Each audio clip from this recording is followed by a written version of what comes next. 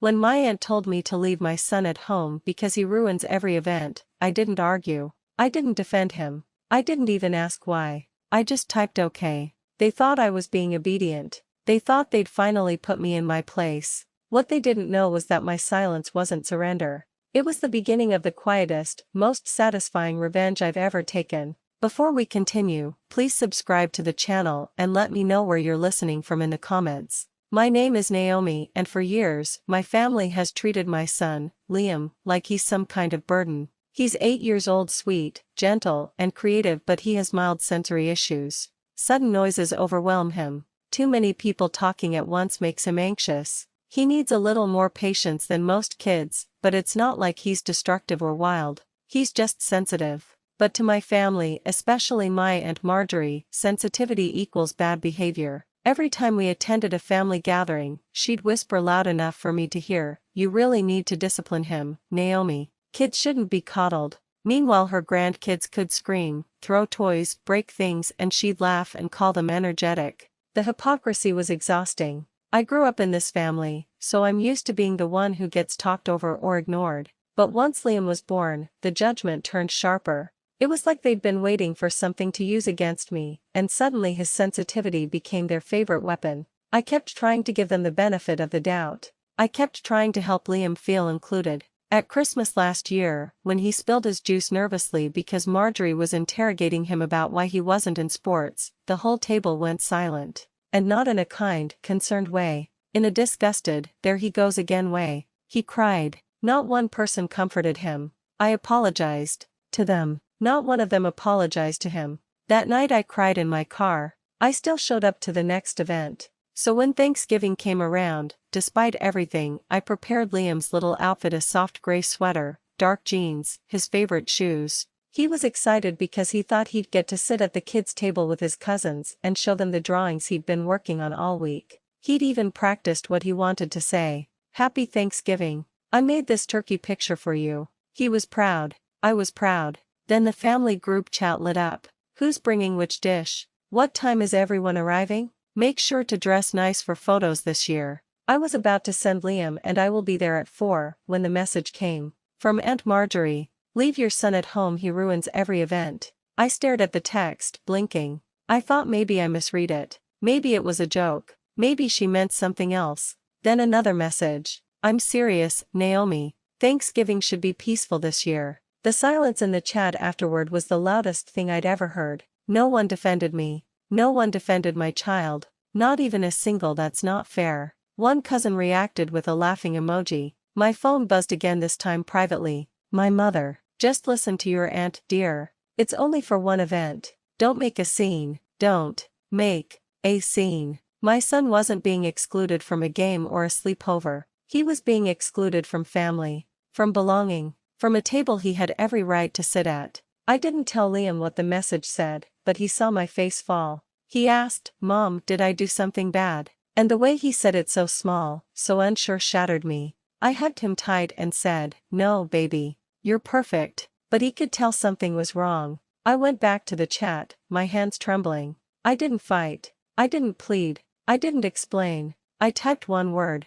Understood. Marjorie liked the message. Of course she did. A few minutes later, photos started coming in of centerpieces, pies, decorations were almost ready. This year's gonna be amazing. Finally drama-free. Drama-free apparently meant family events without my child. I took Liam upstairs, put on his favorite movie, and sat down beside him. I watched as he tried to be cheerful, but every few minutes he'd glance at me to check if I was still upset. I felt sick. Growing up, I had always been the one they pushed aside, the one told to be grateful, the one told not to complain. And for years, I let it slide because keeping the peace was easier than fighting battles that no one cared about but me. But watching my son's spirit dim because of people who should have loved him unconditionally, that did something to me. I felt something inside me shift, a quiet, firm snap. All the swallowed insults, all the dismissed feelings, all the excuses I made for them, everything finally reached its limit. I wasn't just hurt anymore. I was done. As Liam leaned on my shoulder and drifted off, I picked up my phone not to beg, but to protect us. I opened the family group chat again, read their excited messages, their selfies, their best Thanksgiving ever captions. For a moment, the sting returned, sharp and deep. But then something else washed over me: clarity. I wasn't powerless. Not anymore. Not financially, not emotionally, and definitely not morally. I'd been funding the family's shared account 4 months without saying a word. The account they used for groceries, dinners, restaurant bills, emergencies, and every single holiday event. They depended on it. And on me. They just didn't know it. And soon, they would. I gently placed my sleeping son on his pillow, kissed his forehead, and walked out of the room with a calmness that surprised even me. When I stepped out of Liam's room, the house felt painfully quiet. The kind of quiet that sits heavy in your chest, waiting for you to make a choice. I stood in the hallway for a moment, breathing slowly, grounding myself. It wasn't anger surging through me now, it was something steadier, more controlled. A clarity I hadn't felt in a long time. I walked into the living room and sat on the edge of the couch, my phone still in my hand. Notifications were popping up from the family group chat. The sound alone made something twist in my stomach. I swiped the screen open. More selfies. More pictures of the table. Marjorie posing with her grandkids. My cousins making duck faces. My mother holding a pie like she'd just won an award for Mother of the Year. And then a message from Marjorie, because of course she couldn't resist. "See how peaceful and perfect everything is today." Another cousin replied, "It's so nice without, you know." They didn't even bother to hide it. The dots appeared again. Marjorie was typing, "Honestly, Naomi should have done this years ago. Some kids just aren't meant for events like this." I stared at that sentence, feeling the weight of every year I'd bent myself backwards for these people. Every time I'd apologized for them. Every time I told myself they didn't mean it. But reading those words, in that moment, everything clicked into place. It wasn't Liam who didn't belong. It was them. My phone vibrated again, this time, another private message from my mother. "I hope you're not upset. Please don't take things personally. Your aunt is just trying to keep the family gatherings peaceful." Peaceful. That word again. They threw it around like a trophy, but all it meant was we want everything our way, even if it hurts you. I exhaled slowly, placing my phone beside me on the couch. This wasn't the first time they'd acted like this, but it was absolutely going to be the last. I walked into the kitchen and poured myself a glass of water. My hands weren't shaking anymore. They were perfectly steady. My mind wasn't foggy. It was razor sharp. On the fridge was a sticky note with a number written on it. The family pool account support line. I'd written it down months ago when I became the administrative controller. At the time, I never imagined I would actually need it. I sat at the kitchen table, opened my banking app, and clicked into the family pool account. The familiar dashboard popped up, the one they all pretended didn't exist, because acknowledging it meant acknowledging that someone was funding their lifestyle more than others. Balances, statements, monthly contributions, everything was neatly displayed. And there it was. In black and white. For the last 6 months, I had contributed over 90% of every deposit. Not my mother. Not my cousins. Not Aunt Marjorie. Me. The single mother. The one they dismissed. The one they criticized. The one whose son ruined every event. They had benefited from my money every time they sat down at a restaurant and ordered the most expensive dishes because it's what Grandpa would want. They used the account to buy birthday presents for each other, groceries, spa days, anything they felt entitled to. And I let them. Because my grandfather, before he passed, had asked me to keep the family close, to help when I could. But this wasn't family.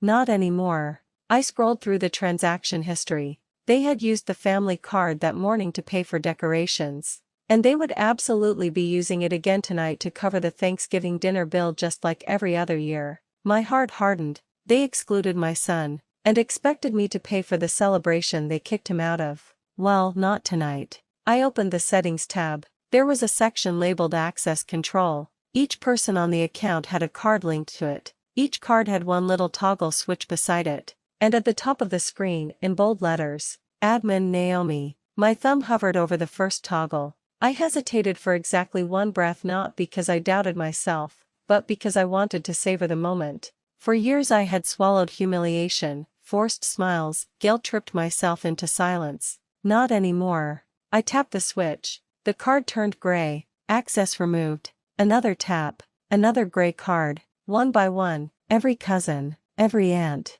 even my mother. I didn't leave a single card active except my own. With each click, I felt lighter, stronger, freer. The last card belonged to Marjorie. I tapped it without blinking. Then I hit confirm. A notification popped up. All linked cards have been deactivated successfully. I leaned back in my chair, letting the satisfaction settle in. I wasn't screaming. I wasn't crying. I wasn't raging. I was reclaiming myself quietly, decisively. My phone buzzed again. More photos from dinner. Everyone smiling, plates full, wine glasses raised. They had no idea what was coming. I whispered into the empty room, "Let's see how peaceful your night is now." I stood up, walked back to Liam's room, and peeked in. He was sleeping soundly, his small hand curled around his stuffed dinosaur. I sat beside him for a moment, brushing a loose curl from his forehead. "You deserve better than them," I whispered. He didn't stir. Another notification came in, one last cheerful photo of the perfect Thanksgiving they were so proud of. I smiled. Enjoy it while it lasts. Because their perfect night was about to collapse spectacularly. The first call came 15 minutes later. I was sitting on the couch, scrolling through a list of animated movies to put on for Liam tomorrow, when my phone started vibrating so violently it nearly jumped off the cushion.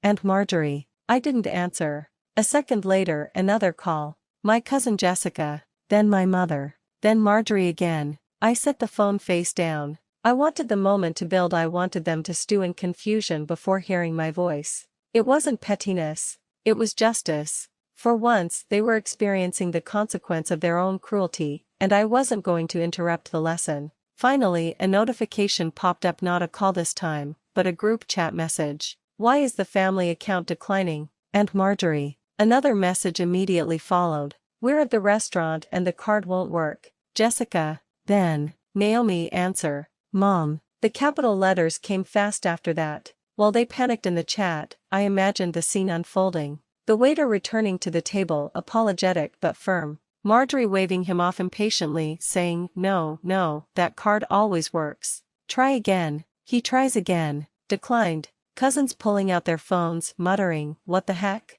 My mother digging desperately through her purse even though she never carries more than a $20 bill. Kids confused, staring back and forth as the adults begin whispering frantically. Their perfect dinner cracking at the edges. And then the first real bomb would drop. Because I knew what would appear on all their phones next, the same notification I'd been expecting. "Your access to family pool account has been removed by admin Naomi." I didn't have to imagine the chaos that followed. My phone almost overheated with the barrage of messages. "Naomi, what did you do? Turn the account back on right now. This isn't funny. We can't pay the bill, fix it. Are you serious?" Naomi answered the phone. I waited until the ringing finally stopped. Then I picked up when my mother called again. Her voice shot through the speaker before I could even say hello. "Naomi, the card is not working. The waiter is standing here and everyone is staring. What did you do?" Her tone wasn't confused. It wasn't concerned. It was accusing, like I had humiliated them out of nowhere.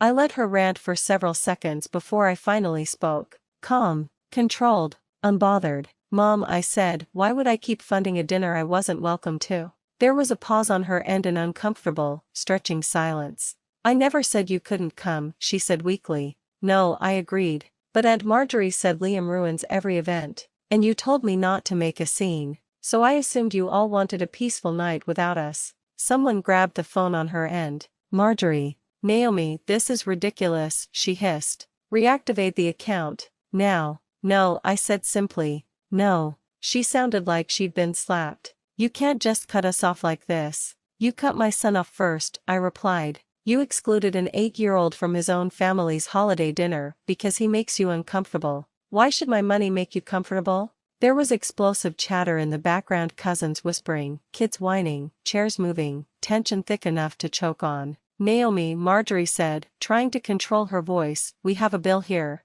A large one. You will fix this." "No," I repeated, still calm. "You can pay it. All of you have jobs. Stop pretending you can't."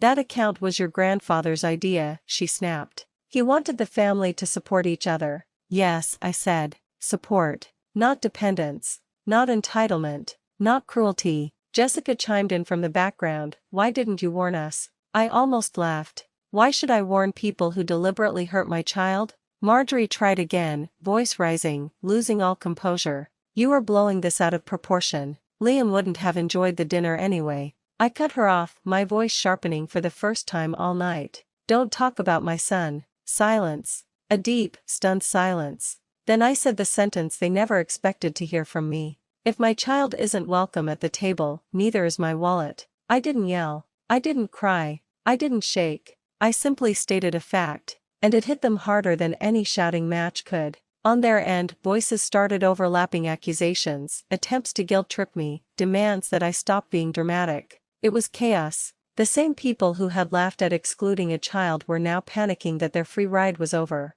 I let them talk, let them unravel. Then I ended the call without another word. When the screen went dark, I felt something inside me settle. A peace I hadn't felt in years. My chest loosened, my breathing steadied. I'd finally taken back control. About 30 minutes later, my mother texted me again, not angry this time, but ashamed. We paid the bill. I'm sorry. I didn't realize how bad it was. I should have stood up for you and Liam. For the first time in a long time, I believed she meant it. I typed back, thank you, but things need to change if you want us at future gatherings. I left it at that. Clear, firm, boundaried. I went into Liam's room. He was still sleeping peacefully, his cheek pressed against his dinosaur plushie. I sat beside him and smoothed his hair. You didn't ruin anything, I whispered. They did. He didn't wake, but he smiled in his sleep. And that alone made everything worth it. I kissed his forehead, turned off the light, and stepped back into the hallway feeling lighter, stronger, freer. Because sometimes, no matter how much you love your family, the best revenge is finally choosing yourself.